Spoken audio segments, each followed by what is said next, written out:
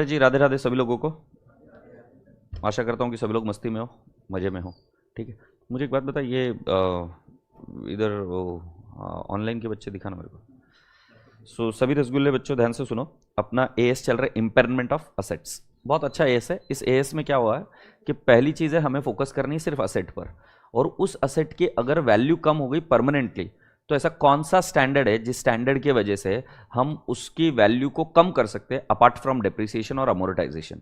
As 26 amortisation के बारे में बोलता है, एएस 10 डेप्रिसिएशन के बारे में बोलता है, but there has to be a place where in if a particular asset has reduced its value permanently तो उस वैल्यू को रिड्यूस करना पड़ता है। So impairment basically goes and hits the P&L account, और उसके मैंने कई सारे एग्जाम्पल्स आपको दिए थे, जैसे एक यूनिनॉर का एग्जाम्पल मैंने आपको दिया था, और ऐसी कई सारी कंपनियां जिसके अंदर बैंक्स लोग इन्वेस्ट करते हैं पैसा, और इन्वेस्ट करने के बाद में जब पैसा नहीं आता है, जैसे common form of that is RDD, तो पैसा नहीं आ रहा है तो क्या करेंगे, वो असेट इंपेयर हो गई, उस असेट का कैश जनरेटिंग कैपेसिटी अगर खत्म हो गया तो उसको हम क्या कर देते हैं, इंपेयर। अब राजा बेटा जी, कल जब मैंने आपको बताना शुरू किया था तो पहले मैंने बताया था कि किसी भी एसेट की हमारे बैलेंस शीट में कैरिंग वैल्यू होती है, कैरिंग अमाउंट। कैरिंग अमाउंट का वैसे डेफिनेशन देखना जाए तो हम बोलते हैं cost less accumulated depreciation less impairment loss, तो ये कैरिंग अमाउंट होती है। अब एक और चीज समझ लो, अगर रीवैल्यूएशन मॉडल है तो कॉस्ट की जगह पे रीवैल्यूड अमाउंट आती है, बराबर है ना। AS 10 में रीवैल्यूएशन मॉडल देखा था, तो असेट की कॉस्ट को अगर हम रीवैल्यू अपवर्ड या डाउनवर्ड करते तो रीवैल्यूड अमाउंट आती है। So revalued amount minus accumulated depreciation minus impairment loss is carrying amount. इस कैरिंग अमाउंट को हम कंपेयर करते किसके साथ में, recoverable amount. Recoverable amount is higher of two value in use और AS नहीं, वैल्यू इन यूज और net selling price whichever is higher. अगर मान लो वैल्यू इन यूज निकल रही है, नेट सेलिंग प्राइस नहीं निकल रही है तो चलता है, बट अगर नेट सेलिंग प्राइस निकल रही है, वैल्यू इन यूज नहीं निकल रही है तो नहीं चलता है। And when I am using the word net selling price, इसका एक और मतलब समझ लो, it is not scrap value, it is a value which you can get in the ordinary course of the business और where the active market exist. बिकने को तो गोबर भी बिकता है, हम उसकी बात नहीं कर रहे, हम बोल रहे जिसका एक्टिव मार्केट, बिकने को तो स्क्रैप भी बिकता है, हम उसकी बात नहीं कर रहे, हम ये बोल रहे हैं कि जो एक्टिव मार्केट है, मतलब मोबाइल मार्केट में मोबाइल कितने में बिक रहा है, एग्रीड। तो ऐसे उसका एक्टिव मार्केट होगा, तो डिमांड एंड सप्लाई जहां पर है उस प्रोडक्ट की, उसके बेसिस पर आप नेट सेलिंग प्राइस निकालेंगे। सो कल जब हमने ये सब चीजें समझाने की कोशिश करी तो कल हमने क्या किया, इंपेयरमेंट लॉसेस निकालने की कोशिश करी, और कल हमने मुझे लगता है कि एक दो क्वेश्चंस किए भी। मैंने आपको कहा था कि इन क्वेश्चंस को राइटिंग प्रैक्टिस करना, किया क्या। और एक एएस था जिसका मैंने राइटिंग प्रैक्टिस बोला था, AS 18 का, कितने बच्चों ने किया, वाह, I am so proud of you. और बाकी के बच्चों कोई बात नहीं, fight fight never surrender, after May there is November, where there is a will there is a way, after November there is May, कोई दिक्कत नहीं है, बहुत परफेक्ट काम चल रहा है। तो अब रसगुल्ले बच्चों मैं आपको बता दूं कि आज हम क्या करने वाले हैं। कल मुझे लगता है यहीं तक हुआ था ना, और कुछ क्वेश्चंस हुए थे। अब आज हम क्या बोल रहे हैं, एक कॉन्सेप्ट समझ रहे हैं जिसका नाम है CGU। क्या कॉन्सेप्ट है, CGU। Let's take an example in this class, can this benches generate independent cash flows? Can this camera generate independent cash flows? This iPad, can it generate independent cash flows? This podium, क्या ये independent cash flows generate करता है? नहीं। तो अगर आप ध्यान से समझेंगे तो आपको एक चीज क्लिक हो गई होगी अभी तक कि ये कैश फ्लोज जनरेट नहीं कर रहा है, और जब कैश फ्लोज जनरेट नहीं कर रहा है तो वैल्यू इन यूज नहीं निकल सकती। अगर वैल्यू इन यूज नहीं निकलेगी तो कॉमन सेंस की बात आपको समझ में आ गया कि नेट सेलिंग प्राइस कोई लेना देना नहीं है, क्योंकि वैल्यू इन यूज नहीं है तो रिकवरेबल अमाउंट नहीं निकल सकती। वैल्यू इन यूज कंपलसरी है, रिकवरेबल अमाउंट का वैल्यू इन यूज और net selling price whichever is higher. Net selling price निकल रही है बट वैल्यू इन यूज नहीं निकल रही तो हम नहीं लेते। यस और AS 28 का ही रिक्वायरमेंट है। राजा बेटा जी, ऐसे सिनारियो में आपको एक चीज समझना पड़ेगा, there is a concept called as CGU। CGU is cash generating unit. मतलब हम क्या करते हैं, असेट्स को कंबाइन करने लगते हैं, और जब असेट्स को कंबाइन करते हैं तो एक सेगमेंट जैसे बनती है। सेगमेंट रिपोर्टिंग याद है, एक डिसकंटिन्यूड ऑपरेशंस याद है, सेगमेंट जैसे बनती है कि जिसके अंदर वेरियस असेट्स वेरियस लायबिलिटीज मिलकर combine they generate what, cash flows. एक बिजनेस का पार्ट बनता है वो। तो जैसे अगर मैं इसकी बात करूं SPC की, तो कैन आई नॉट से कि SPC का CA foundation generates independent cash flow as the whole asset belonging to CA foundation generates independent cash flows. Agreed. So राजा बेटा जी, आपको समझना चाहिए कि CGU ये क्या है, कैश, CGU को क्या बोलते हैं हम, कैश जनरेटिंग यूनिट। अब इसको समझने के लिए एकदम सिंपल सी बात है आपकी कि बेटा जी ये जो यूनिट वर्ड है it is group of asset together. तो आप क्या करते हो, इस पूरे ग्रुप का रिकवरेबल अमाउंट निकालते हो, क्योंकि अगर कोई असेट का कैश फ्लो नहीं निकल पा रहा है तो उस असेट को कौन से सीजीयू में बिलोंग करेंगे, उस सीजीयू को टोटल लेंगे और उस सीजीयू को टोटल लेकर हम उसका क्या निकालेंगे, cash flows. Is that okay? So अभी आपको पता नहीं है बट मैं आपको समझा रहा हूं इस स्टैंडर्ड के हिसाब से, बॉटम अप अप्रोच। राइट तो एक बिजनेस है, इस बिजनेस को ऐसे विजुअलाइज करिए, इसके अंदर वेरियस सीजीयूज है और इस सीजीयू थोड़े से और बड़े निकालते हैं, इस बिजनेस के अंदर थोड़े से बड़े बड़े सीजीयूज है। ओके और इस सीजीयू के अंदर असेट्स है, एग्रीड? उसके जितनी भी असेट्स लायबिलिटीज है वो सब है उस सीजीयू के अंदर। क्या ये बात क्लियर हो रही? सो कैन आई नॉट से CGU, CGU2, CGU3, CGU4, CGU5। Do you understand? अब बॉटम अप अप्रोच क्या कर रहे हैं पता है क्या? हम CGU को ले रहे हैं क्योंकि नीचे से जो लोएस्ट लिमिट है जो CGU है वो ले रहे हैं, कैश जनरेटिंग यूनिट। अब हम क्या करते हैं, इस CGU के अंदर अगर कोई गुडविल अलोकेट हो सकती है तो वो गुडविल अलोकेट करेंगे। तो मुझे एक बात बताइए, अभी आप एक ग्रुप के बारे में सोचिए, let's assume that a group called as Meta group. Meta ने इंस्टाग्राम खरीदा, मेटा ने व्हाट्सएप खरीदा, तो आपको क्या लगता है व्हाट्सएप जो ये ग्रुप है CGU है उसके साथ गुडविल भी आई होगी? सो मैं आपको बता रहा हूं एक ऐसा यूनिट जिसको गुडविल अलोकेट हो सकती है। देखो दो ऑप्शन बनेंगे, goodwill can be allocated reasonably, goodwill can not be allocated reasonably. So मैं आपको बता रहा हूं बॉटम अप अप्रोच में आप क्या करते हो, पहले आप CGU का कैरिंग अमाउंट लेते हो। सर कैरिंग अमाउंट कैसे लेना है? बिल्कुल सिंपल है बेटा, इसके अंदर जितनी भी एसेट्स है सभी की टोटल ले लो, asset 1, asset 2, asset 3, asset 4, asset 5, asset 6, जितनी भी एसेट्स है। CGU is a combination of all the assets together which are generating independent cash flows. तो उसको क्या कर दोगे, सारी एसेट्स को ऐड कर दोगे। Do you agree? सो आपको क्या मिला, कैरिंग अमाउंट। कैरिंग अमाउंट के बाद में आप उसका क्या निकालोगे, recoverable amount. Recoverable amount is what, higher of value in use and net selling price. अब बेटा वैल्यू इन यूज तो बहुत इजीली निकल जाएगा, बट नेट सेलिंग प्राइस कैसे निकालेंगे? प्रत्येक असेट का नेट सेलिंग प्राइस लेते रहेंगे, अगर अवेलेबल है तो, नहीं है तो इग्नोर मारो, क्योंकि वैल्यू इन यूज होना कंपलसरी है, नेट सेलिंग प्राइस नहीं है तो चलता है। जब आप ये रिकवरेबल अमाउंट निकाल सकते हो और अगर recoverable amount is lower than the carrying amount then there is an impairment. Question ये आता है ये इंपेयरमेंट जाएगा कैसे?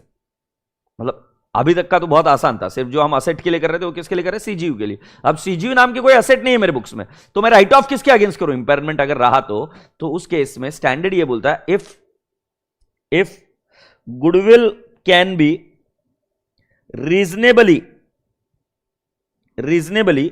allocated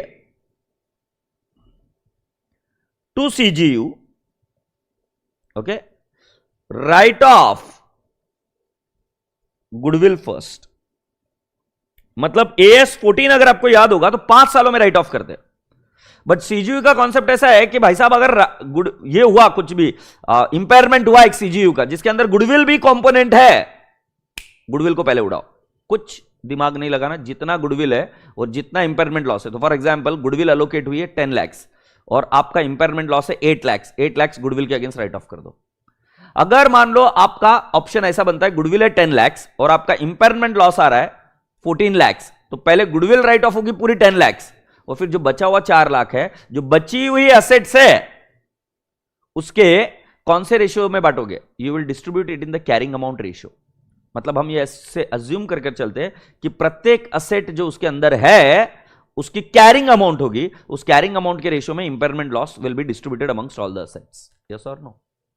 क्या क्या समझा? देखो बॉटम अप अप्रोच बता रहा हूं, इसको अगर थ्योरी में पढ़ेंगे बहुत गंदा पढ़ने को मिलता है, बट अगर आप ऐसे कॉमन सेंस से समझोगे तो एक CGU आइडेंटिफाई किया which is cash generating unit, फिर उसका कैरिंग अमाउंट निकालेंगे which is summation total of what, all the assets book values. फिर हम क्या करेंगे, उसको अगर गुडविल अलोकेटेड होगी, अच्छा फिर हम क्या, गुडविल भी उसको अलोकेट होती है तो कर देंगे कैरिंग अमाउंट में गुडविल वाली एसेट भी आ जाएगी। सेकंड केस पर हम क्या निकालते हैं, रिकवरेबल अमाउंट। रिकवरेबल अमाउंट में हम क्या करते हैं बेटा जी, वैल्यू इन यूज निकालते हैं, क्योंकि कैश फ्लोस तो जनरेट हो रहे हैं, और नेट सेलिंग प्राइस निकालते हैं अगर अवेलेबल है तो। फिर दोनों में से हायर आपको पता चल जाएगा कि रिकवरेबल अमाउंट कितनी। If recoverable amount is lower then you got a impairment loss. ऐसा मुझे लगता है ये कल तक जो किया था वही है। अब प्रॉब्लम क्या है कि इंपेयरमेंट लॉस की एंट्री क्या है, P&L टू असेट। क्वेश्चन आता है कौन सी asset, CG is a group of asset, so can I not say I will first write off against goodwill if goodwill is available, और बचा हुआ balance and balance if any, balance if any proportionately, proportionately की spelling शायद गलत हो गई, balance कैसा, proportionately amongst other asset in the ratio of carrying amount, in the ratio of what, carrying amount. क्या ये बात क्लियर हो गई? Now can I explain you the next thing. अगर गुडविल नहीं है तो आप मुझे बताओ, गुडविल तो राइट ऑफ हो ही नहीं सकती, फिर एक स्टेप रही, जो भी इंपेयरमेंट लॉस रहा वो किसको बांट देंगे, other assets in their carrying amount ratio, yes और no? So can I not say if goodwill can not be, मतलब गुडविल नहीं भी है तो भी यही है, गुडविल है तो मैं बता रहा हूं, गुडविल नहीं है तो फिर अलोकेट करने की जरूरत ही नहीं गुडविल उसको। If goodwill can not be reasonably allocated to CGU, write off impairment loss proportionately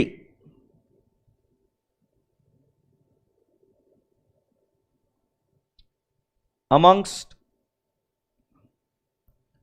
assets of CGU in the ratio of carrying amount. Do you all agree? तो क्या हम लिख सकते हैं इसको? ये किसका कॉन्सेप्ट बताया मैंने, सीजीयू। ये कौन सी अप्रोच चल रही है, बॉटम अप अप्रोच।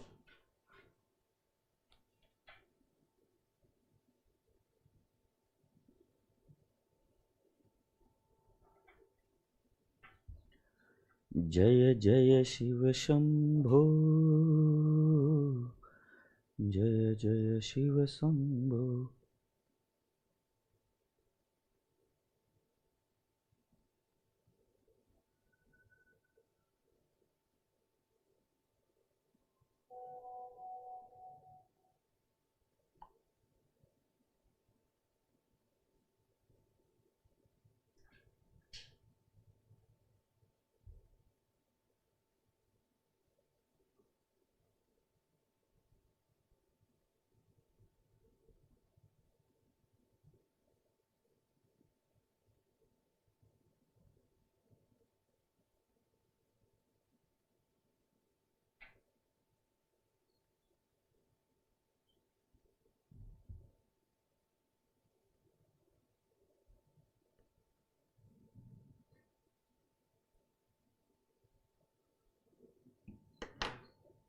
स्क्रॉल करो, सीजीयू समझ में है? It is a group of assets which are capable of generating cash flows.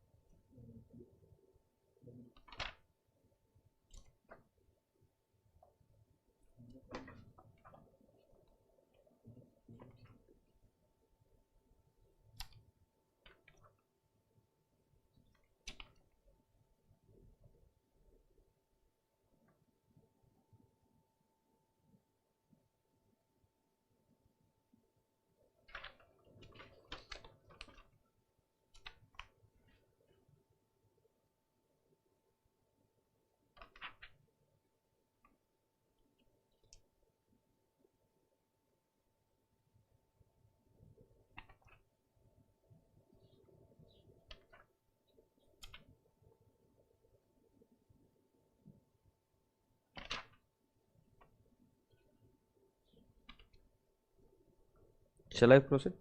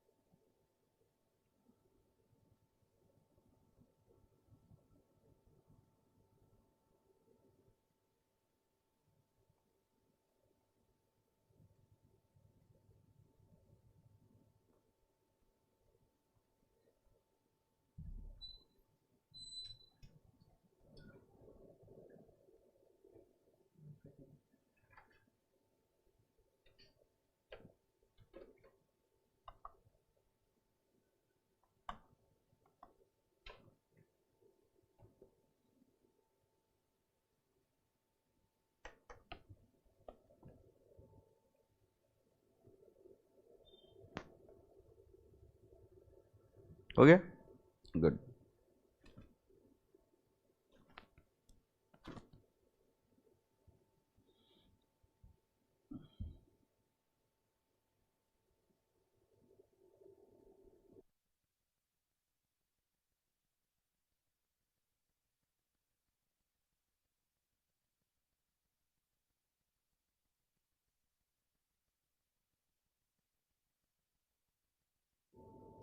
Done बेटू, so are we ready now to understand?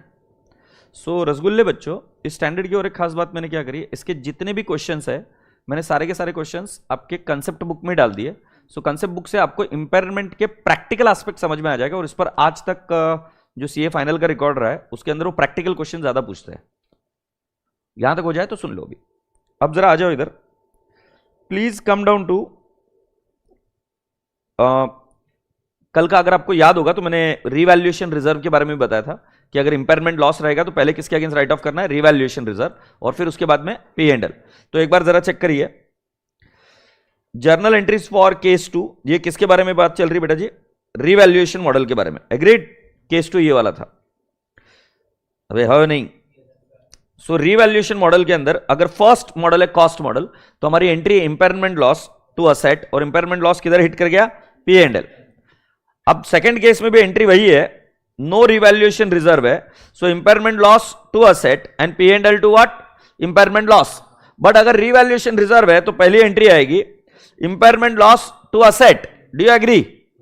और फिर सेकंड एंट्री क्या हो जाएगी, it will not go and hit the P and L account, it will go and hit what, revaluation reserve, P and L to impairment loss. Appreciate this. Now boys and girls please come down to this example. ये कल हमने शायद नहीं देखा था तो अभी orally कर लेते। सो बेटा जी ये एग्जाम्पल सीजीयू का नहीं है, ये एग्जाम्पल सीजीयू का नहीं है, तो जरा देखो, cost of the asset 56 lakh है, useful life 10 year, salvage value nil है, कैरिंग वैल्यू 27,30,000। बधाइयो, एग्जामिनर ने सैल्यूट ठोक के खुद ने बताया। फिर आगे बताया रिमेनिंग लाइफ 3 ईयर्स है, रिकवरेबल अमाउंट 12 लाख है, upward revaluation last year is how much, 14 lakh. तो मैं आपसे यह प्रश्न पूछता हूं, अभी कैरिंग अमाउंट कितनी है, 2730 है क्या? अब फिर मुझे बताइए आपका रिकवरेबल अमाउंट कितना है, 12 लाख है क्या? What is the impairment loss बेटा, कितना, 15,30,000। 15,30,000 पहले किसके अगेंस्ट राइट ऑफ करेंगे, रिवैल्यूएशन, 14 लाख उधर गया, और 1,30,000 किधर जाएगा, पी एंड एल में जाएगा क्या? सो रसगुल्ले बच्चों ये देखिए सोल्यूशन, कैरिंग अमाउंट ये 15,30,000 है, 15,30,000 के दो हिस्से बने, एक रिवैल्यूएशन रिजर्व 14 लाख और remaining to P and L. अब बेटा जी जैसे ही आप असेट में से इंपेयरमेंट लॉस लेस कर दोगे, जैसे ये कितने का था, 27,30,000 थी ना असेट, और इंपेयरमेंट लॉस आपने कितने का बताया, 15,30,000। So carrying amount, revise carrying amount कितनी है, 12 लाख, and what is the remaining useful life, 3 years. So 12 lakh divided by 3 years. What is the depreciation per annum? 4 lakh. So depreciation would be 4 lakh. मुझे लगता है ऐसा कल similar question भी हमने किया था. So depreciation will be calculated for the remaining years on the basis of new carrying amount. Can you tell me what is the remaining 12 lakh? Agreed? लिख दो इधर. What is the useful life? 3 years. बोला है. What is the residual value? 0. 0 ही है ना? So what is the depreciation charge? 12 lakh divide by 3 years, it is how much, 4 lakh. But आपको लग रहा होगा कि ये बहुत क्वेश्चन इजी है, अरे but knowledge is a power. अगर मान लो ये पता ही नहीं होता तो आप पेन भी नहीं उठा पाते ना, और 5 मार्क के लिए क्या पूछेंगे, इंपेयरमेंट की यही सब चीजें पूछेंगे। Appreciate this. Now please consider this concept of CGU, easy PG question है। सो सीजीयू का डेफिनेशन मैंने आपको क्या बताया था, group of asset which are capable of generating the cash flows. तो जरा देखो, cash generating unit is the smallest identifiable group of asset that generate cash inflows from continuing use that are largely independent of the cash flows from other asset or group of asset. So क्या बोलेंगे, CGU is what? Smallest group of asset which are able to generate cash inflows from continuing use that are largely independent of the cash inflows from other asset or other CGU. Say yes or no? पक्का? Let's go ahead. इस चीज को लिख कर ले लो CGU, और लिख कर ले लो, इंपॉर्टेंट, ये थ्योरी क्वेश्चन में भी आता है, ये लिख कर लो अपनी नोटबुक में, सीजीयू का डेफिनेशन लिख कर लेना पड़ेगा। श्विक्स,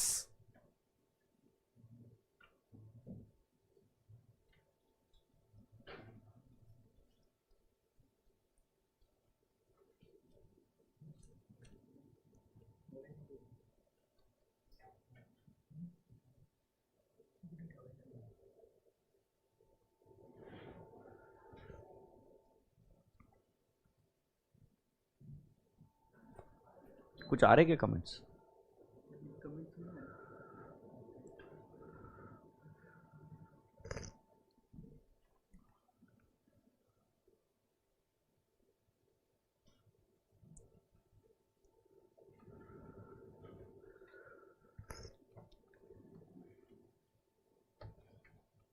रहने कमेंट आएंगे तो बता देना तू।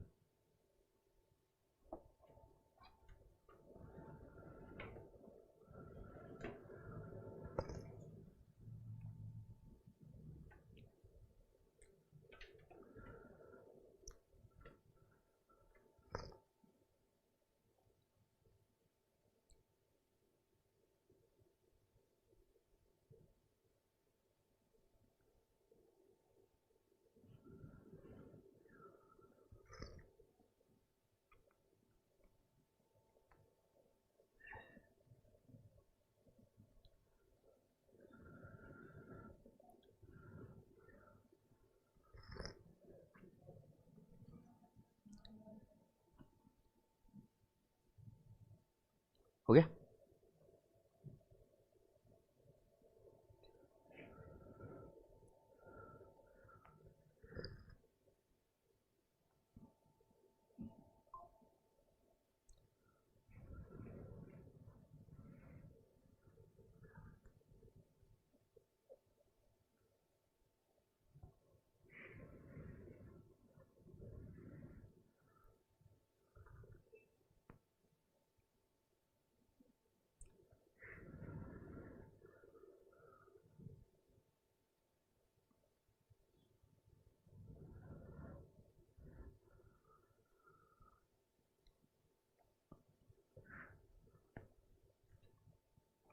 सुन लीजिए, आर वी रेडी? मैं आपको क्या बता रहा हूं कि एक बार recoverable amount of individual asset नहीं निकल पाई, recoverable amount of individual asset निकल पाई तो पहले प्रायोरिटी वही है। अगर वो नहीं निकल पाई तो हम कौन सी प्रायोरिटी पर जाते बेटा जी? फिर सीजीयू। और सीजीयू में कौन सी approach? Bottom up approach. Bottom up approach अभी जो हम पढ़ रहे हैं। सो वापिस से बता रहा हूं, पहले रिकवरेबल अमाउंट किसकी देखनी पड़ती है? Individual asset. अगर वो पॉसिबल नहीं है तो सीजीयू पर आना, directly can not jump to CGU. So, अगर recoverable amount of an individual asset is not possible, then you calculate the recoverable amount of the CGU. क्या ये लाइन लिखी हुई है क्या? If it is not possible to determine recoverable amount of individual asset, then entity should recognize the recoverable amount of CGU to which the asset belongs. अब ये question आता है कब करना है सर? तो स्टैंडर्ड बोलता है हर बार नहीं करने का, ये तभी करना है when there are indicators of impairment. क्या बोला है? When there are indication that the asset is impaired, recoverable amount of the individual asset to be determined. और अगर वो पॉसिबल नहीं है तो then you calculate the recoverable amount of the CGU. तो नाउ ये कॉन्सेप्ट मैंने अभी तक पढ़ा नहीं। इंडिकेशन मतलब क्या, ये हम पढ़ेंगे बाद में कि व्हाट आर द इंडिकेटर्स, और इसके बारे में और विस्तार से बात करेंगे। अभी के लिए आप इधर आ जाइए, एग्जाम्पल। Are we there? और लिख लीजिए रिवाइज बिफोर एग्जाम। ये कौन सा अप्रोच मैं आपको समझा रहा हूं? Bottom up approach. Bottom up approach slow and steadily हम समझेंगे, वैसे आसान है, कोई बड़ी बात नहीं। A mining enterprise owns a private railway to support its mining activities. तो मतलब उसके अंदर एक प्राइवेट रेलवे उनकी। The private railway could be sold only for scrap value, and the private railway does not generate cash inflows from continuing use that are largely independent of the cash inflows from the other assets of the mine. मतलब railways independently खुद cash flows generate नहीं कर पा रहे हैं, और railways को अगर बेचेंगे तो एज अ स्क्रैप वैल्यू बेचेंगे। It is not possible to estimate the recoverable amount of the private railway because value in use of the private railway cannot be determined, and it is probably different from scrap value. Therefore, the enterprise estimates the recoverable amount of CGU to which the private railway belongs, that is the mine as a whole. अब उस mine के अंदर बहुत सारी अलग अलग assets है, कौन सी है देख लीजिए। माइन का मतलब एक एग्जांपल ले रहे हैं अभी हम, सीजीयू कैसे होता है। तो एग्जांपल 2, तो अभी आपको पता चला कि रिकवरेबल अमाउंट जब हम रेलवेज के नहीं पता कर पा रहे तो उस रेलवेज का इंडिपेंडेंट कैश फ्लो जनरेट नहीं हो रहा है, तो उसको हम अलोकेट करते हैं या हम देखते हैं कि वो कौन से सीजीयू को बिलोंग करते हैं और उस सीजीयू की सारी एसेट लेते हैं। तो एग्जाम्पल 2 उसी टाइप का एक एग्जाम्पल है। एग्जाम्पल 2 में कैश जनरेटिंग यूनिट ए निकाला है जिसके अंदर मशीन ए, बी, सी, सॉफ्टवेयर, राइट। इन सभी की कैरिंग अमाउंट आपके पास होगी क्योंकि बैलेंस शीट में सब इंडिविजुअल एसेट है तो कैरिंग अमाउंट तो मिल जाएगी। तो आप देख रहे हो कैरिंग अमाउंट सभी की है, एग्रीड। बट बेटा जी रिकवरेबल अमाउंट एक साथ सभी की है। इसमें गुडविल का कॉन्सेप्ट है ही नहीं क्योंकि शायद गुडविल है ही नहीं बुक्स में, एग्रीड। तो 70,000 आ गया। तो कितना आ गया बेटा जी इंपेयरमेंट लॉस? 30,000। अब इस 30,000 को हमें अलोकेट करना है तो किसमें? मशीन ए, बी, सी और सॉफ्टवेयर में। तो कौन से रेशियो में करेंगे राजा बेटा जी? 3:25:25:20। तो कैन आई नॉट से 6:5:5:4? Yes sir. सो बेटा जी कैलकुलेटर पर लीजिए 30,000 divide by 20 into 6, impairment loss कितना जाएगा इधर? 9,000। फिर 5 कितना जाएगा? 7,500। फिर 7,500 और राजा बेटा जी कितना जाएगा? 6,000। सो बेटा जी ये इंपेयरमेंट लॉस हम क्या कर देंगे? माइनस। तो आपको पता चल जाएगा कि रिवाइज कैरिंग वैल्यू आएगी इसकी 21,000। 25,000 माइनस 7,500 कितना आ जाएगा राजू बेटा? 17,500। और इसका भी कितना आ जाएगा? 17,500। और ये कितना आ जाएगा? 14,000। क्या मेरे रसगुल्ले बच्चों को ये बात पता चली क्या? सो पहले मैंने क्या कंपेयर किया? Recoverable amount of CGU with the carrying amount of the CGU and I got the impairment loss of 30,000। अभी 30,000 किसी एक असेट को अगर डालना है तो वो गुडविल ही होनी चाहिए। गुडविल नहीं है तो हम क्या करेंगे? In the ratio of carrying amount. और in the ratio of carrying amount कितना आएगा? 9,000, 7,500, 7,500 एंड 6,000 गया। तो उसके बाद में मेरी रिवाइज कैरिंग वैल्यू आई। क्या आप समझ पा रहे हैं? टोटल इंपेयरमेंट लॉस और उसके बाद में बेटा जी ये मेरी रिवाइज कैरिंग अमाउंट आ जाएगी, दैट इज 21, 17,500 और ये 17,500 और 14,000। सो टोटल वैल्यू किसकी आ गई इसकी? 70,000। Is that okay? इस क्वेश्चन को अपने नोटबुक में सॉल्व कर लीजिए क्योंकि फॉर्मेट पता होना जरूरी है। सो कैसे लिखेंगे हम? कैसे लिखेंगे इसका आंसर? कैश जनरेटिंग यूनिट का हम कैसे लिखेंगे?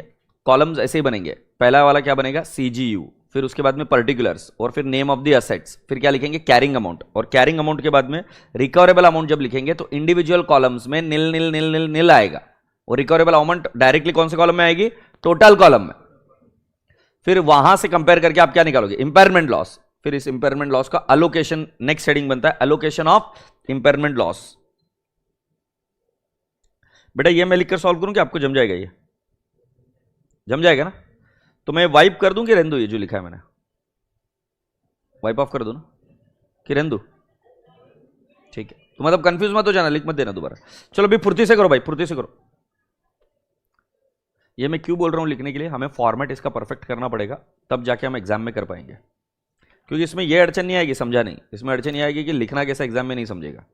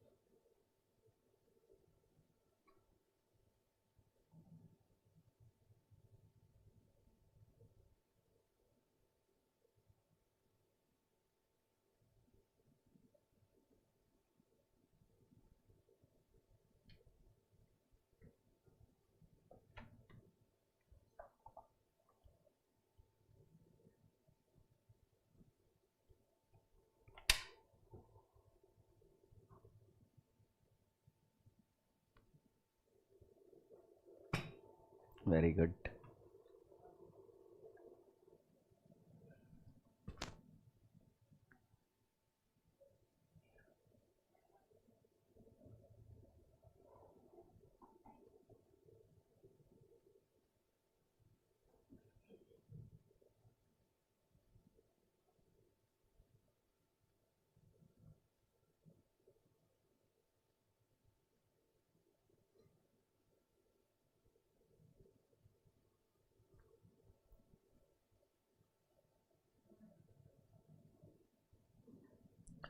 Once you're done, can I go ahead?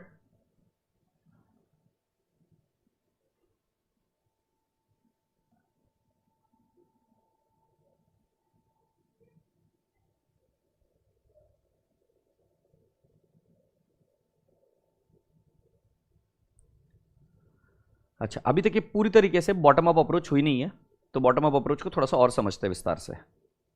Are we ready? But एक चीज समझ में आ गई आपको कि सीजीयू क्या होता है, उसकी कैरिंग अमाउंट लेते हैं, और रिकवरेबल अमाउंट इंडिविजुअल असेट की नहीं आएगी, टोटल सीजीयू की आएगी। इंपेयरमेंट लॉस अगर सीजीयू का आया तो हम अलोकेट करेंगे। अगर मान लो सीजीयू इंपेयर्ड नहीं है, even if there are indicators, you are not going to provide for impairment loss. मतलब पहले अगर आपको याद होगा देयर आर इंडिकेटर्स, तब हम इंपेयरमेंट लॉस चेक करते हैं, बराबर है ना? तो अगर मान लो आपका इंपेयरमेंट लॉस नहीं आ रहा है सीजीयू के लेवल पर, भले ही आपको एक असेट के बारे में ऐसा लग रहा है कि वो इंपेयर हो गई है, फिर भी इंपेयर नहीं करोगे क्योंकि सीजीयू इज नॉट इंपेयर्ड और उस इंडिविजुअल असेट का रिकवरेबल अमाउंट नहीं निकल पा रहा है। क्लियर है? ठीक है। नाउ बेटा जी गुडविल के बारे में बात करते हैं। बेटा गुडविल क्या होता है ना, कई बार goodwill is able to be reasonably allocated to a particular CGU. जैसे फॉर एग्जांपल हमने एक बिजनेस यूनिट बाय किया, अभी जैसे फॉर एग्जांपल एसपीसी ने बाय किया 11-12 का यूनिट, ओके? अगर 11-12 का यूनिट बाय किया तो what we will be doing is will be giving them a goodwill और हम उसको एक्वायर करेंगे। अब अगर हम उसको एक्वायर कर लेते तो हमको पता है कि ये गुडविल किसको बिलोंग करती है, 11-12 वाले जो यूनिट है उसको ही बिलोंग करती है। सो आप देखते रहेंगे कि जब भी कोई नया स्टार्टअप होता है तो what they do is they keep on acquiring various assets, various business. तो उसके इसमें जो भी ज्यादा पैसा दिया जाता है वो किसको अलोकेट होता है, उसी यूनिट को अलोकेट होता है। जूनियर हैट मालूम है क्या आपको? बायजूस ने एक्वायर किया था सॉफ्टवेयर कोडिंग। सो जब एक्वायर किया था तो बहुत मोटी रकम देकर उसको एक्वायर किया था, और जब बहुत मोटी रकम देकर उसको एक्वायर किया तो आपको समझ में आ रही है एक बात कि उसी यूनिट को गुडविल एलोकेट हो सकती है, और जब कभी भी इंपायरमेंट होगा उस असेट का तो सबसे पहले क्या उड़ेगी, गुडविल। सो पहला रूल है कि गुडविल कैन बी एलोकेटेड और can not be allocated. Sometimes goodwill ऐसी होती है जो एलोकेट नहीं हो सकती एक सीजीयू को, तब क्या करना है, तब हम देखेंगे, उसको हम बोलेंगे टॉप डाउन अप्रोच। ऐसी और भी एसेट्स है बिजनेस में जिसको हम बोलते हैं corporate asset. Call centre, call centre किसी एक सीजीयू को बिलोंग नहीं करता, call centre belongs to all of them. Admin office किसको बिलोंग करता है, एचओ किसको बिलोंग करता है, it can not be said that it belongs to one CGU. Asset तो कोई भी होगी, कोई भी इंपेयर हो सकती है। So top down approach use होती है for the asset which can not be allocated. Say yes, top down approach होती है for which the asset can not be allocated, but if the goodwill can be allocated then you will use what, bottom up approach. और एक बात ध्यान से सुन लीजिए, common sense वाली बात बता रहा हूं, आप कोई भी स्टेप लीप नहीं कर सकते, पहले इंडिविजुअल असेट, फिर बॉटम अप अप्रोच, और फिर top down approach. Is that okay? पहले इंडिविजुअल असेट, फिर bottom up asset. Bottom up asset मतलब छोटे छोटे सीजीयूज को लेकर ऊपर चलते जाइए। अगर नहीं हो पा रहा है, कुछ असेट फिर भी छूट रही है और उसका इंपायरमेंट देखना है, तो फिर top down approach. Point clear? So ये देखिए, goodwill can be allocated on a reasonable and consistent basis, perform bottom up test only, but cannot be allocated on reasonable and consistent basis, perform bottom up and top down test both। अब वो कैसे करना है मैं समझाऊंगा। तो पहले हमको कौन सा टेस्ट समझना जरूरी है, बॉटम अप। एक्चुअली कोई टेस्ट है ही नहीं रहे, ये नाम लिखे इसलिए मेरे को यूज करना पड़ रहा है। अगर इसको हम वर्किंग्स में देखेंगे ना तो बोले क्या पोपट बोल रहा है आनंद। तो चलते अभी आगे, मैं इसको बाद में पढ़ूंगा इन दोनों लाइंस को, क्योंकि इससे आप डर लगेगा, तो इसको मैं बाद में पढ़ूंगा। बट मैंने एक चीज बताई थी, अगर इंपायरमेंट लॉस आया और गुडविल रही तो पहले किसको अलोकेट करने का, गुडविल को। ये वाली लाइन को हाईलाइट कर लीजिए, note, impairment loss should be allocated to reduce the carrying amount of the asset of the unit as follows. Unit माने कौन सा, सीजीयू। तो पहले किसको अलोकेट करने का, to goodwill allocated to CGU. पहले किसको राइट ऑफ करोगे, पूरी की पूरी गुडविल को। से यस।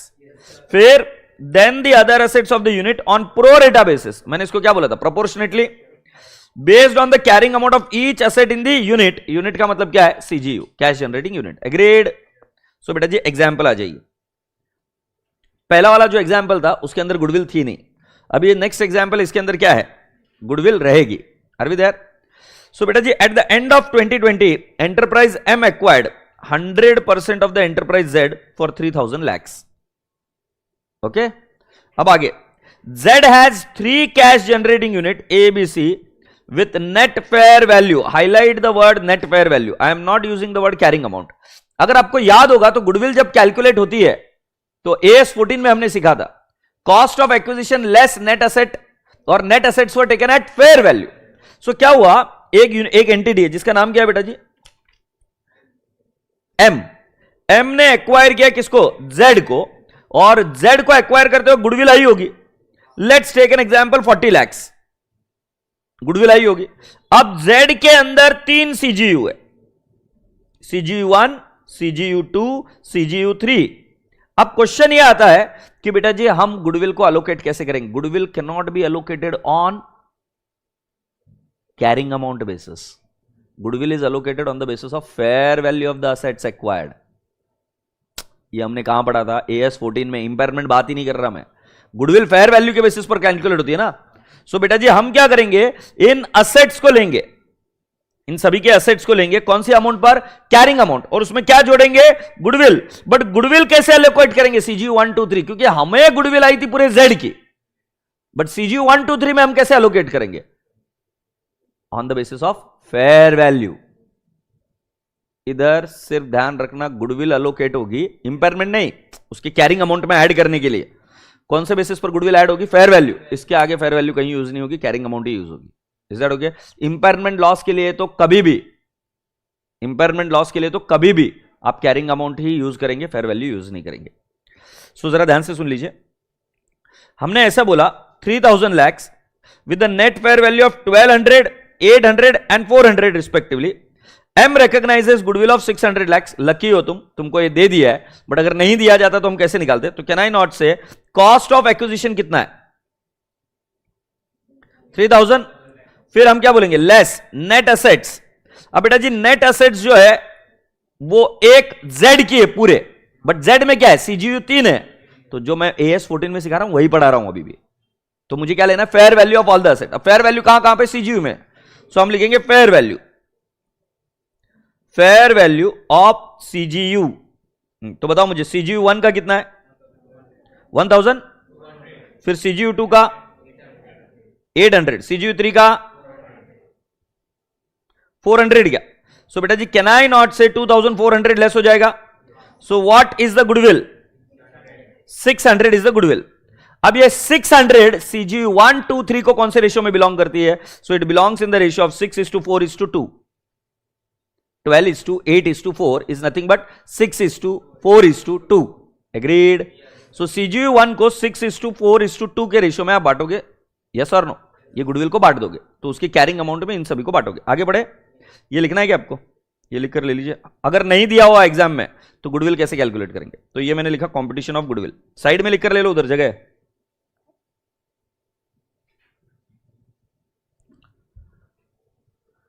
कॉम्पिटिशन ऑफ गुडविल,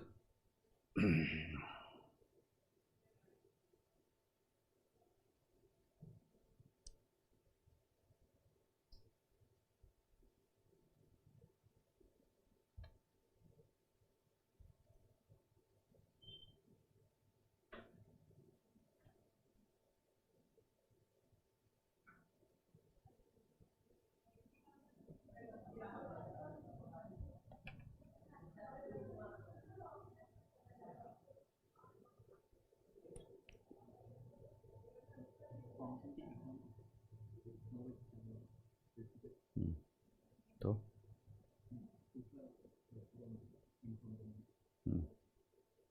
नहीं हुआ तो फिर मेरे स्टूडियो से ले लूंगा। कल नहीं है क्या, कैसे,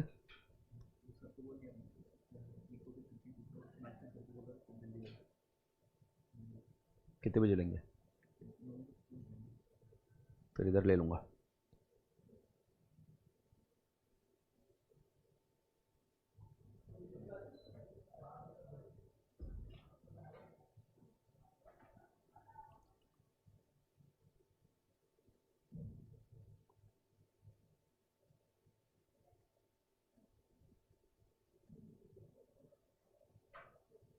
चले भी आगे। ओके, अब बेटा आपकी गुडविल तो आ गई, आगे पढ़ते क्या क्या लिखा है। Eight the end of 2024 A makes significant losses. Now significant losses is an indicator of impairment. ये मैं पढ़ाऊंगा, तो मैंने आपको क्या बताया, there has to be indicator. So आपके लॉसेस हो रहे बहुत ज्यादा, या ऐसा कोई लॉ चेंज हो गया जिसकी वजह से it is creating a hurting sentiment against your company, या आपका मार्केट कैपिटलाइजेशन बढ़ रहा है, आपकी शेयर कम हो रहा है, आपकी शेयर प्राइसेस कम होती जा रही continue. These are indicators. Indicators हम बाद में देखेंगे, लास्ट में थ्योरी पार्ट है वो। A makes significant losses, its recoverable amount is estimated to be 1350। ये टोटल की देंगे, इंडिविजुअल की दे नहीं सकते। हाँ, इंडिविजुअल सीजीयू के देंगे। ना आगे क्या बोला, carrying amount are detailed below. तो राजा बेटा जी आप देख लीजिए, एंड ऑफ 2004 क्या ये ए बी सी है क्या? एग्रीड। ये कौन है? सीजीयू हो गया, एग्रीड। और गुडविल दिया है बेटा जी 120। अब 120 को आपको अलोकेट करना है इन द रेशियो ऑफ 6:4:2। याद आ रहा है? 6:4:2। Now boys and girls, can you please check, goodwill can be allocated on reasonable and consistent basis. On the date of acquisition of Z, the net fair value of A, B, C are considered reasonable basis for pro rata allocation of the goodwill to A, B, C. बेटा जी fair value to A, B and C, अब वो कैसे करने का जरा देख लेते हैं। Can you please check, net fair value 1200, 800 और 400 है। हम ये 50%, 33% को कैंसिल करके क्या लिखेंगे, 6:4:2। अब जरा ध्यान से देखो, नेट कैरिंग अमाउंट बेटा जी ऊपर दिए है क्या, 1300, 1200 और कितनी है, 800। तो यही मैंने आगे कैरी फॉरवर्ड किया क्या, 1300, 1200 और 800। गुडविल कितनी थी, 120। 120 डिवाइड बाय 12 इंटू 6 कितना आ रहा है, 60 इंटू 4 कितना आ रहा है, 40 इंटू 20 और इंटू 2 कितना आ रहा है, 20 आ रहा है क्या। अब बेटा जी मेरे पास रिवाइज कैरिंग अमाउंट आई 1360, 1240 और 820, revise carrying amount I. Appreciate this, पक्का। अब राजा बेटा जी ये टोटल कितनी हो गई कैरिंग अमाउंट, 3420। बेटा मुझे एक बात बताओ, कैरिंग अमाउंट कितनी दी हमको, टोटल कैरिंग अमाउंट कितनी दी है इनकी, कैरिंग नहीं सॉरी, रिकवरेबल अमाउंट कितनी दी है, 1350। सो टोटल कैरिंग अमाउंट 3420 है, और ये कितनी है carrying amount total recoverable amount 1350। क्या आप मुझे बता सकते हो इंपेयरमेंट लॉस कितना है? Impairment loss is 2070। एग्रीड। तो बेटा पहले मैं इंपेयर करूंगा गुडविल को, जो इंडिविजुअल में घुसी हुई है। गुडविल इंपेयर होने के बाद में जो बचा हुआ है वो इन the ratio of the carrying amount में हम बांटेंगे। वो कैसे बांटना है मैं आपको समझाऊंगा, यस और नो। कुछ तो गड़बड़ हो रही है, कैरिंग अमाउंट के टोटल मैंने कुछ गड़बड़ ले ली है। अच्छा कौन सा, सिर्फ सीजीयू 1 का दिया है क्या carrying amount? The recoverable amount is estimated to be 1350. There is a printing mistake, I guess. या इसमें प्रिंटिंग मिस्टेक है।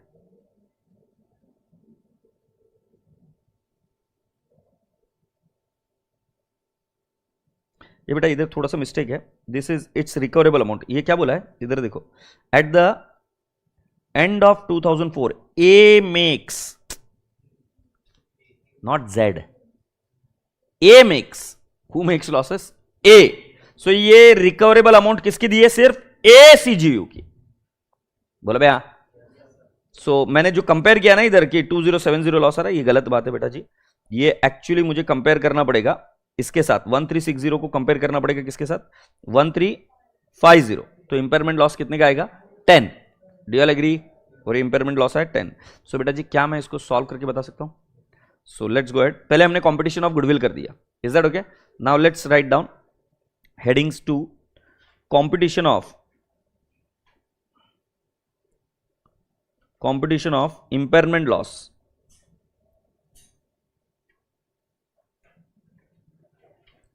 ये कौन सा टेस्ट है, bottom up approach.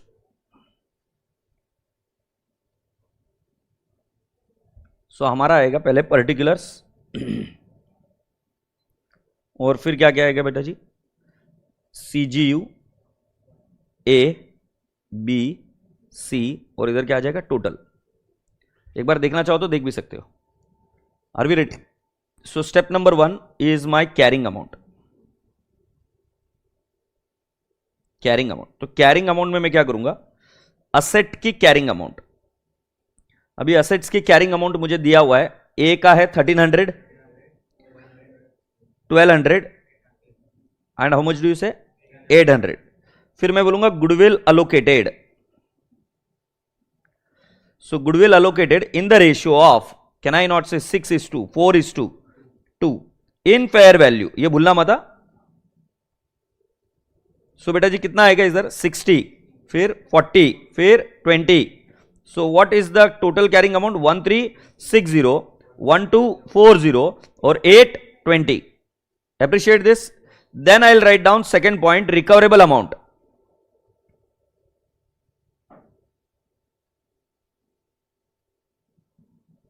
Okay, now do we know the recoverable amount of first CGU? इसमें तीनों का देना चाहिए था तो आपको और पता चलता था, बट सीजीयू 1 का पता है क्या, कितना है 1350। ए बेटा बच्चे हुए का नहीं दिया, मैं क्या करूं यार, तुम मेरे पास जान मत खाओ, मैं नहीं दिया तो मैं क्या कर लेगा, देना चाहिए था। सो बेटा जी what is the impairment loss?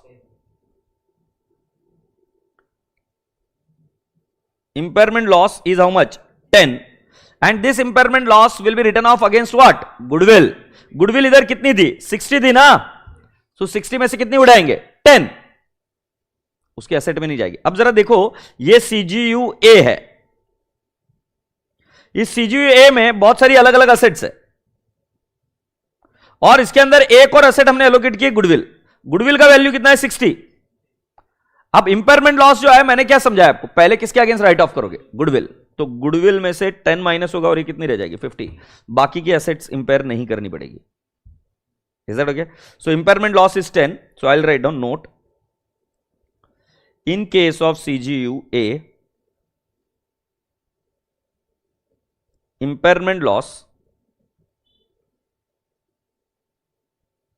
of 10 will be written off against goodwill allocated to it।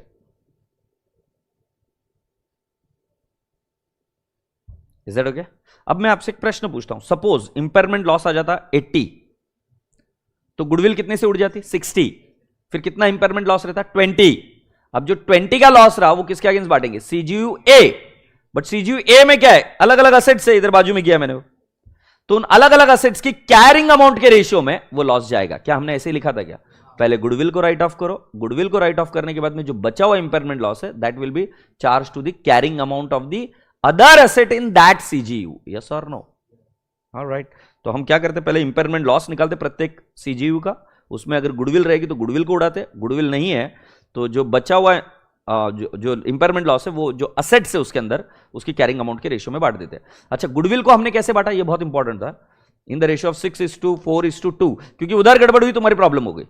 Goodwill is distributed always in the ratio of fair value, और ये हम कहां सीखे हैं, AS 14 में।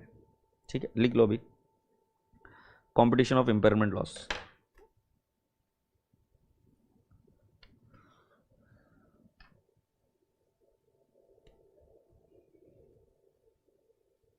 तुमने लिख लिया, बेस्ट टाइप का।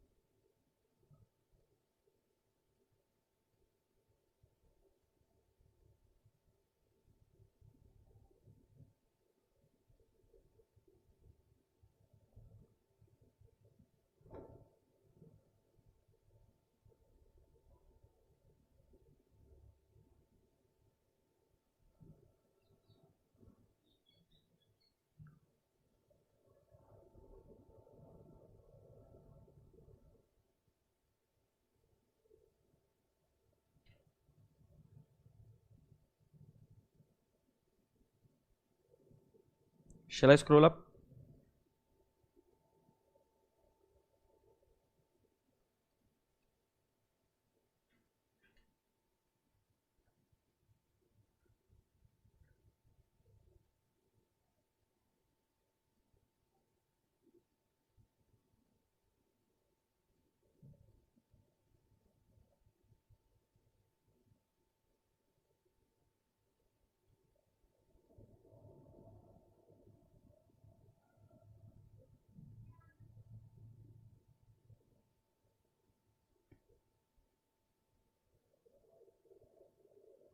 परफेक्ट। ओके, मैं आपसे एक रिक्वेस्ट करूंगा, इसके पहले वाला एग्जाम्पल जाके देखिए, उसमें गुडविल थी क्या? नहीं, उसको भी मैंने बॉटम अप अप्रोच ही बोला था। सीजीयू को जो फर्स्ट टाइम हम अप्लाई किया, इंडिविजुअल एसेट के बाद में बॉटम अप अप्रोच ही सीखा। मतलब सीजीयू की जितनी भी एसेट है उसको कंपेयर किया, उसकी रिकवरेबल अमाउंट को, carrying amount with recoverable amount, उसको बॉटम अप अप्रोच बोलते हैं। Now when goodwill is not able to be allocated, तब और एक स्टेप आती है टॉप डाउन अप्रोच। तो टॉप डाउन अप्रोच के लिए रूल ध्यान में समझो। Step number 1 individual asset, step number 2 bottom up approach, step number 3 top down approach. अब हम सीख रहे हैं टॉप डाउन अप्रोच, जो आपको लग रहा है कि हम सीख रहे हैं, but it's just a sequence which you need to remember. ठीक है, तो हियर वी गो, जरा देखो इधर। Please come down to the scenario B, और सिनारियो बी में लिख दीजिए हम कौन सी अप्रोच देखने वाले? Top down approach. Goodwill can not be reasonably allocated, और फिर लास्ट में मैं इसको समराइज कर दूंगा, चिंता मत करो।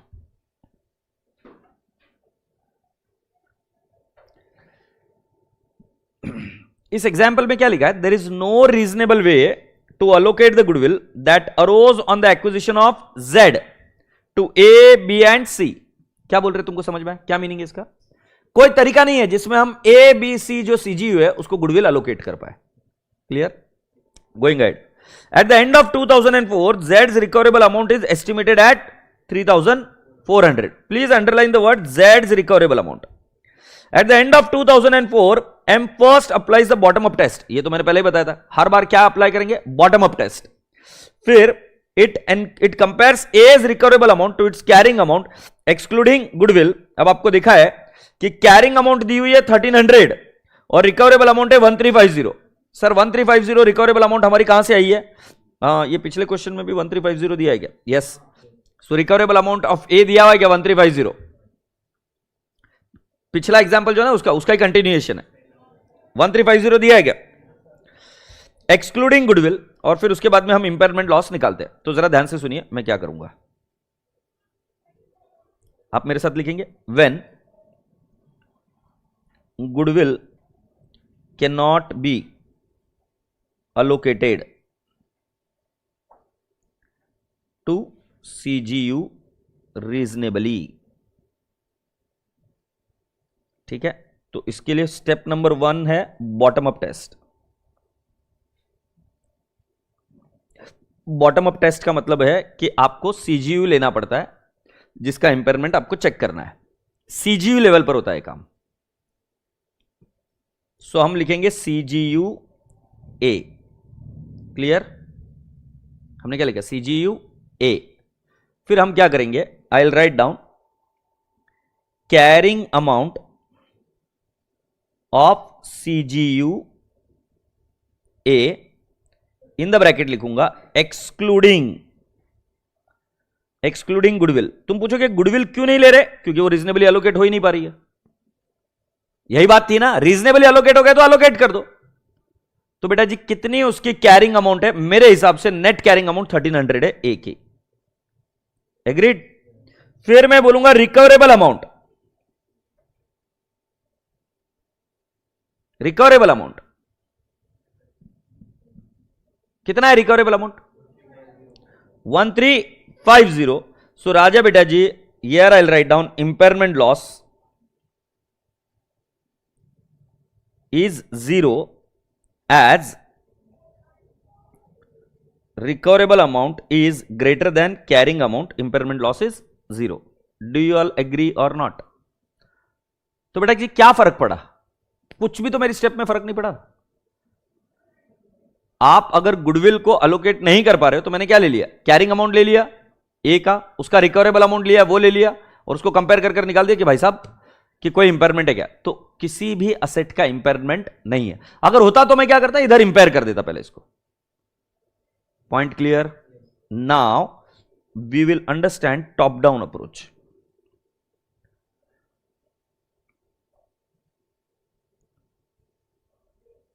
तुम मुझे पूछेंगे टॉप डाउन अप्रोच क्या है? एकदम सिंपल है। देखो सर, आपको एक सीजीयू को गुडविल नहीं डाल सकते आप, बट कोई तो ऐसा लेवल होगा जिसमें गुडविल अलोकेट हो जाएगी। तो आपको क्या करना पड़ेगा? इंडिविजुअल असेट्स का बना सीजीयू का बनेगा एक यूनिट जिसको गुडविल अलोकेट हो पाएगी। अब मुझे बताइए गुडविल कब आई थी? आप एम ने जेड को एक्वायर किया तब गुडविल आई। जेड किसका बना है? एबीसी का, राइट? तो goodwill can be allocated at Z level. तो जरा झाके देखिए, जेड की रिकवरेबल अमाउंट दी है इस बार। Agreed? So top down approach में क्या होता है कि जब एक सीजीयू को गुडविल एलोकेट नहीं हो पा रही है तो और बड़ा यूनिट कंसीडर करिए। तो जिस केस में हम किसको कंसीडर कर रहे हैं? जेड को। सो कैन आई नॉट से टॉप डाउन अप्रोच में मेरा आएगा जेड, ए, बी, सी और इधर और एक कॉलम आएगा गुडविल और टोटल। मतलब जो गुडविल इधर लेफ्ट में आ रहा था रो में, आपको उस समय लिखने के लिए क्यों बोला था याद करो अभी, इधर गुडविल रो में नहीं आ रहा है क्योंकि गुडविल अलोकेट नहीं हो रही। अलोकेट होती तो हम ऐड करते, अलोकेट नहीं हो रही तो उसका एक सेपरेट कॉलम बना। कॉर्पोरेट असेट का भी ऐसे सेपरेट कॉलम बनेगा। So goodwill can not be allocated, याद कर लो, separate column. Goodwill can be allocated, add. Agreed? So अभी हम क्या लिखेंगे? Carrying amount.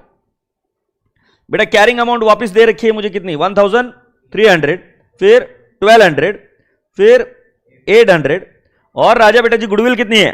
120। इसकी टोटल है 3420।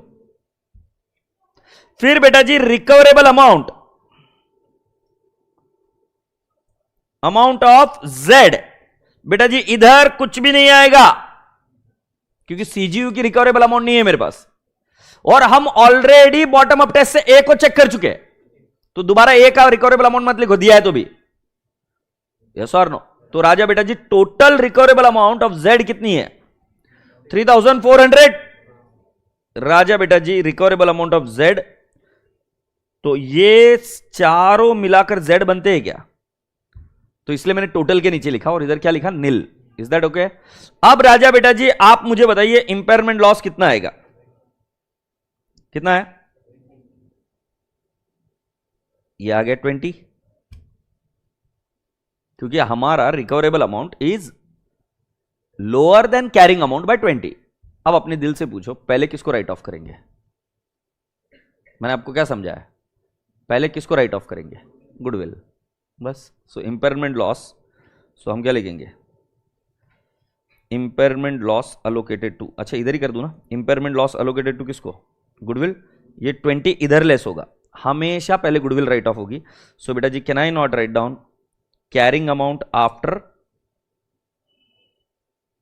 After impairment? कितना आएगा पिल्लूड़िया?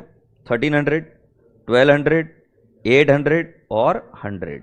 Do you all agree? Check कर लीजिए आंसर वही है क्या?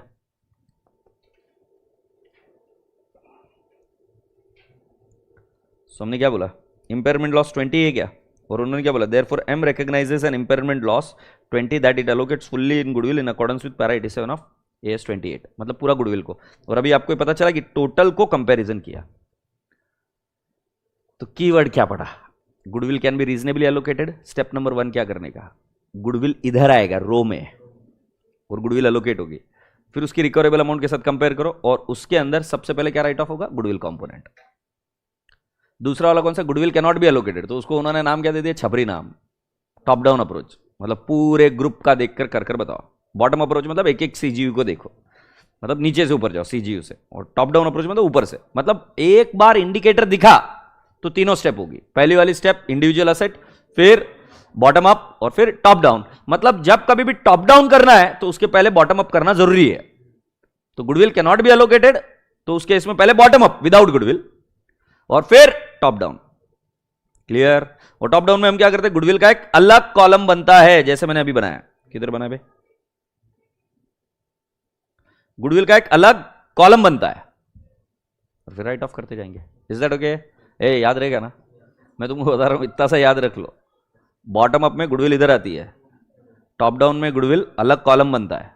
तो टॉप डाउन को याद कैसे करेंगे? गुडविल टॉप पे आती है एक कॉलम, और बॉटम अप में क्या है? गुडविल रो में ऐड हो जाती है। से यस, ये ऐसा स्टैंडर्ड नहीं बोलता, मैं आपको रट्टा मारा रहा है, ऐसा लिख लो। इजी है ना बे?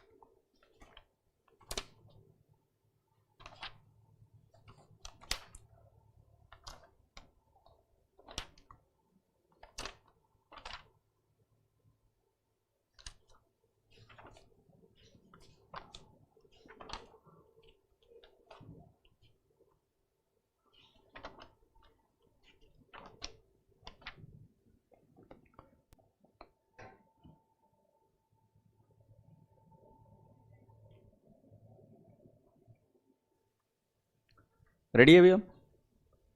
अब भारी वाली चीज सुनिए, मजा आएगा। बेटा जो कुछ भी मैंने अभी आपको गुडविल को पढ़ा है सब कुछ याद है? अब सेम चीज है कॉर्पोरेट एसेट। गुडविल और कॉर्पोरेट एसेट में एक फर्क है।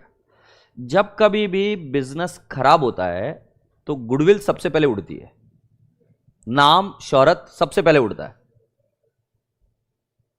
अभी जैसे बिंद्रा जी का वो केस चल रहा है, सब मैं इतना मानता था, साला क्या क्या निकला, बाप रे बाप। सो बिंद्रा जी के अगेंस्ट में जो कुछ भी केस निकला अभी, तो पहले सबसे पहले क्या उड़ रहा है उनका? असेट बाद में उड़ेगी, पहले नाम शोहरत गुडविल उड़ गई। यस सर, जो कुछ भी उनको एंडोर्समेंट मिलने वाले थे वो पहले वो कम होने लगे, गुडविल उड़ने लग गई है। जब कभी भी कोई इंपेयरमेंट हुआ बिजनेस में, इसीलिए प्रायोरिटी उन्होंने रखी, गुडविल चली जाती है। सेकंड प्रायोरिटी पर क्या होता है? उसकी असेट उड़ती है। एग्रीड? बट जो जो असेट एक सीजी को अलोकेट हो सकती है वो तो आसान है, बट जो असेट अलोकेट नहीं होती है, ऐसी भी कुछ असेट होती है जिसको हम बोलते हैं कॉर्पोरेट असेट। तो जो कुछ भी मैंने गुडविल के बारे में सिखाया अभी इधर, वैसे ही अभी आपको समझा रहा हूं कॉर्पोरेट असेट के लिए। कॉर्पोरेट असेट का एग्जांपल लिख देता हूं, कॉल सेंटर। ये एक्चुअली टेंजिबल असेट होती है। Call centre, can I not से आपका ईडीपी डिपार्टमेंट, ईडीपी मतलब ईआरपी डिपार्टमेंट। ईआरपी डिपार्टमेंट अलग अलग सेगमेंट के लिए अलग अलग थोड़ी ना होगा, एक ही होगा ना? यस और no? So can I not say EDP और ERP department, personnel department, admin department. Agreed? So these are corporate asset which cannot be allocated to a particular what I can say CGU. Is that okay? So but फिर भी मान लेते हैं कि दो हिस्से बनाए हमने, और मैं पहला वाला क्या लिखूंगा कि can be corporate asset can be reasonably allocated to CGU। ये पहला वाला लॉजिक। और दूसरा क्या लिखा मैंने? Corporate asset can not be reasonably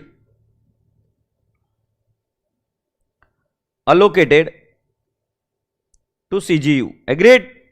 if it is corporate asset can be reasonably allocated, तो हम लिखेंगे follow bottom up approach.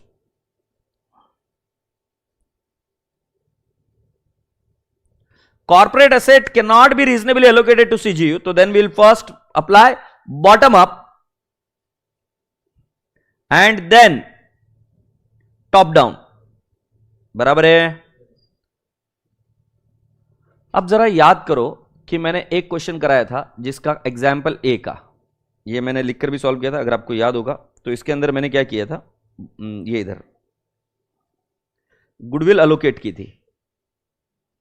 Goodwill की जगह पे विजुअलाइज करो, मैं लिखूंगा कॉर्पोरेट असेट। फील हुआ?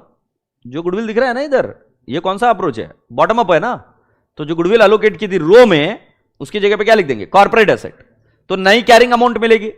इस कैरिंग अमाउंट में दो आइटम है, एक कॉर्पोरेट असेट और बाकी के असेट। फिर इसको कंपेयर करेंगे रिकवरेबल अमाउंट के साथ। एग्रीड? अब अगर इंपेयरमेंट हुआ तो पहले हम किसको राइट ऑफ करते थे? सिर्फ गुडविल को, पहला गुडविल उड़ाते थे। अब ऐसा नहीं है, अब कॉर्पोरेट असेट और उसके individual asset in their carrying amount ratio जाएंगे। मतलब फर्क क्या पड़ा कि अगर सिर्फ गुडविल है तो पहले किसको उड़ाएंगे? गुडविल को। बट अगर कॉर्पोरेट असेट है और बाकी के असेट है तो बाकी के असेट और कॉर्पोरेट असेट के रेशियो में बांटेंगे इंपेयरमेंट लॉस को। किसी को अड़चन है? गुड़िया, मैं क्या बोल रहा हूं, इसको फील कर। ये बॉटम अप अप्रोच था। पहला वाला तूने कॉर्पोरेट असेट के बारे में क्या बोला? Reasonably allocated.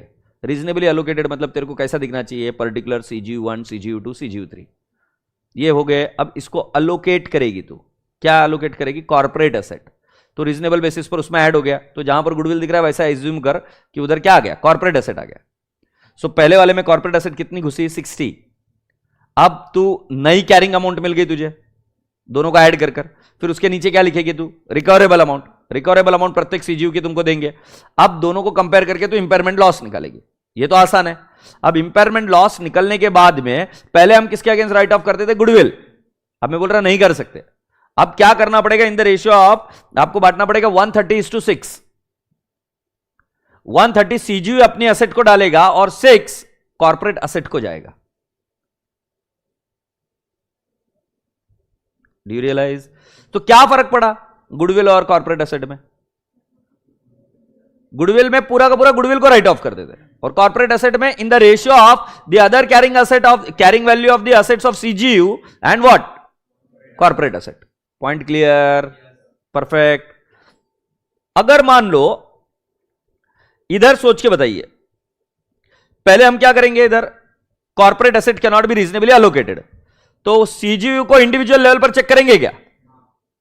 सीजीयू को इंडिविजुअल लेवल पर चेक करने के बाद में कॉर्पोरेट एसेट का एक कॉलम साइड में आएगा जैसे अभी है, फिर टोटल सभी सीजीयू और कॉर्पोरेट एसेट का मिलकर एक कैरिंग अमाउंट आएगी और उसकी क्या आएगी, एक रिकवरेबल अमाउंट। दोनों को कंपेयर करेंगे, इंपेयरमेंट लॉस आया, सो इंपेयरमेंट लॉस क्या करेंगे, बांटेंगे। किसको बांटेंगे? तीनों सीजीयू को बांटेंगे। और किसको बांटेंगे? कॉर्पोरेट एसेट को भी। कॉर्पोरेट एसेट को किस रेशियो में बांटेंगे? जो रेशियो यहां पर बनेगा भी वो ऐसा बनेगा 130:120:80:12। समझे कि नहीं समझे? अगर एक गुडविल की जगह पे क्या हो जाता, कॉर्पोरेट एसेट। हैप्पी? सो क्या फर्क है गुडविल और इसमें? proportionately बांटना, that's it. So shall we read this point? Corporate asset. Corporate asset क्या मीनिंग है बाद में देखते हैं। Can be allocated on reasonable and consistent basis. Perform bottom up test. Allocated है तो कौन सा? Bottom up test से काम हो जाएगा। But cannot be allocated on reasonable and consistent basis. Perform bottom up and top down approach. Agreed? अब राजा बेटा जी, corporate asset are asset other than goodwill that contribute to the future cash flows of both cash generating unit under review and other cash generating units. So other than goodwill है। So देखो, corporate asset do not generate separate cash inflows. The recoverable amount of individual corporate asset can not be determined unless management decide to dispose of the asset. Sale ना करे तो उसकी हम क्या नहीं निकाल सकते बेटा जी, रिकवरेबल अमाउंट नहीं निकाल सकते। If there is an indication, now indication word नहीं समझा है, that corporate asset may be impaired, recoverable amount is determined with reference to CGU to which the corporate asset belongs. So here we go and read this question. Are we ready? इसको भी हम solve करेंगे. An entity has two CGUs, X and Y. There is no goodwill within the unit carrying value. The carrying value of X is 10 million. ये इधर दिख रहा है. And Y is how much? 15 million. Total कितना है? 25 million. The entity has an office building that has not been included in the above values and can be allocated to the unit on the basis of the carrying value. मुझे बताओ, top down या bottom up? Top down या bottom up?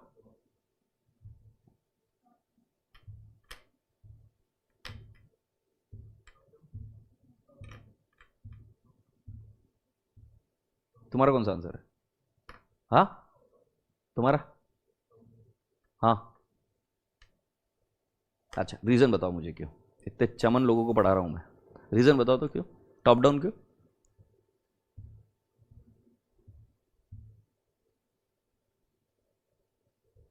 इतना खुद पे गुमान मत करो कि तुम इतने स्मार्ट हो बोलकर, इतना तुरंत आंसर मत दिया करो, थोड़ा सा बुद्धि को भी जोर डाला करो।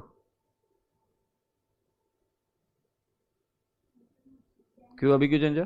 क्या हो रही? तो क्या एग्जाम में मैं आएगा क्या बताने को कान में कि कैन बी एलोकेटेड है बोलकर?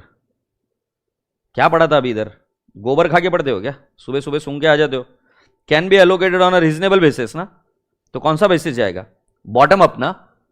और क्या बोला है कि नहीं बोला है उधर कि corporate asset can be allocated on the basis of their carrying amount, तो कौन सा अप्रोच आएगा? Bottom up. और अरे चमनो, टॉप डाउन तो डायरेक्ट कभी हो ही नहीं सकता, पहले बॉटम अप फिर टॉप डाउन आएगा ना। मतलब तुमसे बड़ा कौन रहेगा सी, बताओ मुझे। लेक्चर में बैठे भी है, टाइम दिया है, 31 दिसंबर नजदीक आ रही है, सब त्याग कर कर बैठे और आंसर भी गलत देंगे, पैसा भी लगाया है, बाकी के लोग मजा कर रहे हैं, कोई कहीं घूमने गया है, कहीं कुछ करने गया है, थोड़ी तो शर्म कर लो। फिर से दोबारा पूछता हूं शांति से, कौन सी अप्रोच यूज करोगे बेटा? क्यों बेटा? Can be allocated. और ये मैंने बाद में छापा है कि पहले पढ़ा दिया था और बहुत बार बताया था? तो क्या प्रॉब्लम हो रही है? हमें आंसर कैसे देना है? ऐसा करके। मतलब तुम पास होने की तुम्हारी जिम्मेदारी ले ही नहीं रहे हो। वो तो एग्जामिनर को बोल दिया तुझे करना है तो तू कर, मैं तो कुछ भी भसड़ मचा के आएगा, और सॉरी बोलकर बात खत्म। Idiots. The office building has carrying value of 5 million. मेरे को आज समझ में आता है कि मैं सेल्फ स्टडी से क्यों पास हुआ, क्योंकि मुझे बुद्धि लगाने की आदत थी। क्या लिखा है वो पढ़कर देखने की, तुमको है ही नहीं हुआ। अच्छा मन साले। 5 million. The recoverable amount are based on the value in use of 9 million of X and 19 million for Y. चलो छोड़ो ना सर, मैं क्या बता रहा हूं। कैरिंग अमाउंट ऑफ एक्स कितनी है 10, और इसकी कितनी है 15। मुझे बताओ कॉर्पोरेट एसेट कितनी है, कॉर्पोरेट एसेट कितनी है, टोटल कॉर्पोरेट एसेट कितनी है 5 है क्या office building.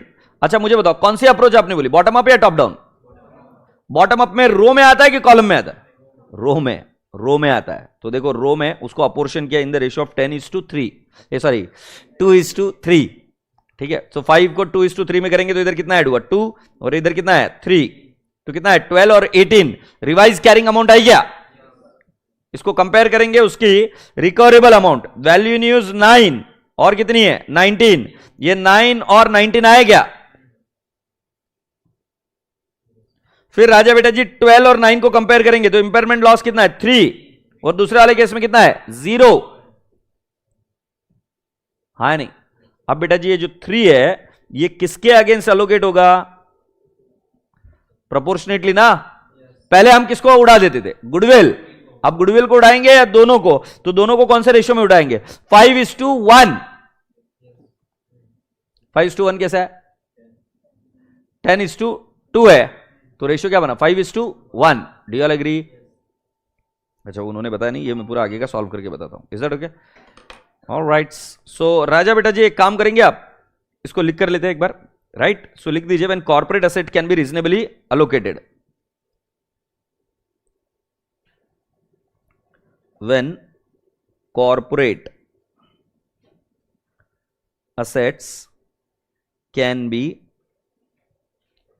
reasonably allocated to CGU.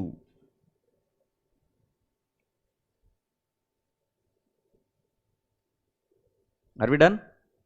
So what are we going to write down here? बताओ मुझे कौन सा आएगा, कौन से इनके डिपार्टमेंट है, या कौन सी अप्रोच है ये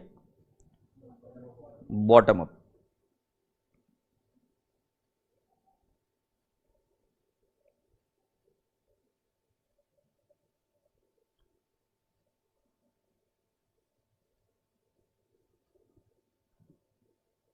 सो कौन से ये नाम है इनके X and Y. So can I not write down carrying amount, बोलो कितना है 10 and 15, टोटल आया 25। फिर मैं लिखूंगा ऐड कॉर्पोरेट एसेट, और उस कॉर्पोरेट एसेट में कौन सी है ऑफिस बिल्डिंग ना, कितना है ऑफिस बिल्डिंग 5, नहीं 5 को हम रेशियो में डालेंगे इन the ratio of 2:3, 2 and 3। So revise carrying amount कितनी होगी 12 and 18। So is that the carrying amount. फिर हम क्या लिखेंगे रिकवरेबल अमाउंट लिखो बेटा,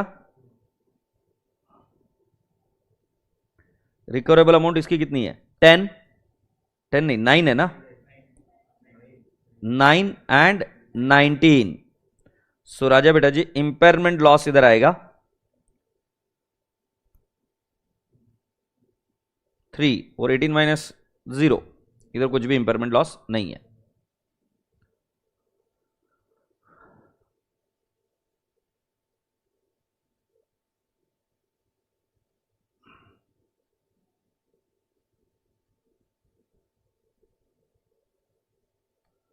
now I will say second working note, ये इधर नहीं की हुई है, allocation of impairment loss, allocation of impairment loss।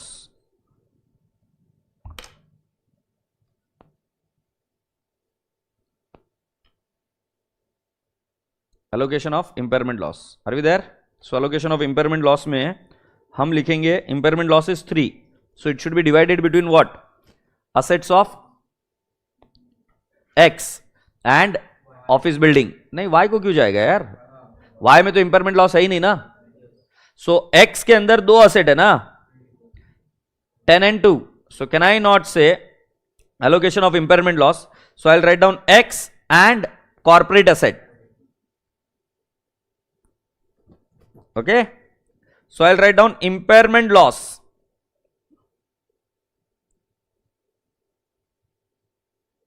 of X.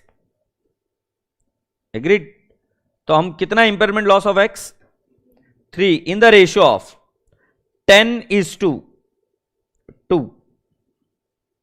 ये कौन सा रेशियो है? कैरिंग अमाउंट का रेशियो है क्या? क्योंकि मैंने आपको क्या बताया कि जो उनकी कैरिंग अमाउंट है उस रेशियो में जाएगा 10:2.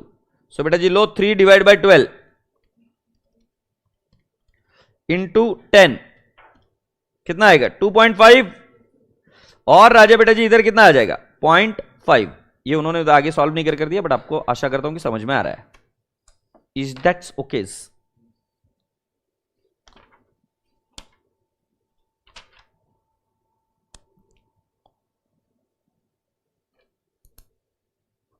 मुझे भी आपको कुछ क्वेश्चंस देने के हैं और मैं डायरेक्टली सॉल्व नहीं करने वाला हूँ, कि पहले मुझे समझ तो लेने दो कि आपको आ रहा है कि नहीं आ रहा है. तो अभी जो थोड़ी सी देर में ब्रेक दूंगा, अभी आपको क्या करने का? रिवाइज करने का है. रिवाइज करने के बाद में you will have to go through the question number 5 blue. लिख कर लो 5 ब्लू.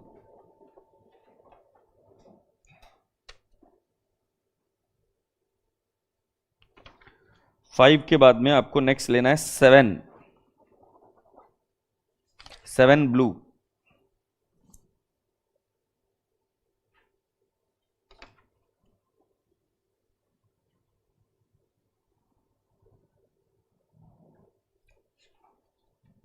देन 11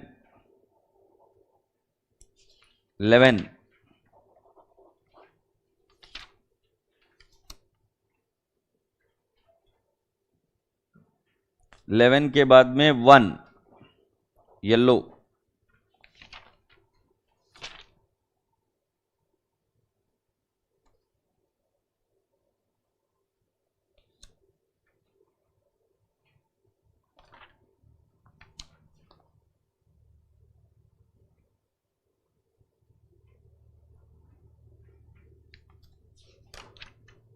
ठीक है, ये क्वेश्चन आप देखकर निकालेंगे और उसके बाद में I will catch you after the lunch.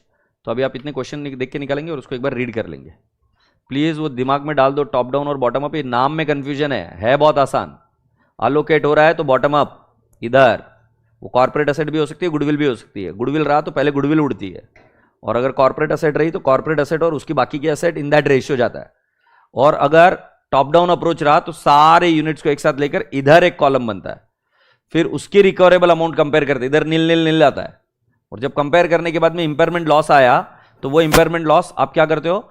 सभी एसेट के बीच में रेशियो में डालते हैं. अगर गुडविल रहा तो पहले गुडविल को उड़ाएंगे. Point clear? ठीक है. अभी स्टैंडर्ड में ज्यादा जान बची नहीं है. अभी मेरे पास पढ़ाने के लिए 15-20 मिनट काफी है, बट आपको ये बहुत अच्छे से समझ लेना है कि किस तरीके से अप्रोच यूज करना है. तो पहले इंडिविजुअल असेट, फिर बॉटम अप, फिर टॉप डाउन. तो आपकी थिंकिंग भी ऐसे ही करो, इंडिविजुअल असेट, बॉटम अप, फिर top down approach. Is that okay? Top down में इधर कॉलम बनता है, अलोकेट हो रहा है तो इधर कॉलम जाएगा, रो जाएगी. Is that okay? चलो प्रेम से बाय बाय बोलो. Bye bye. So when I will be meeting you again after half an hour, I will have my lunch and then I will come back. ठीक है, bye bye.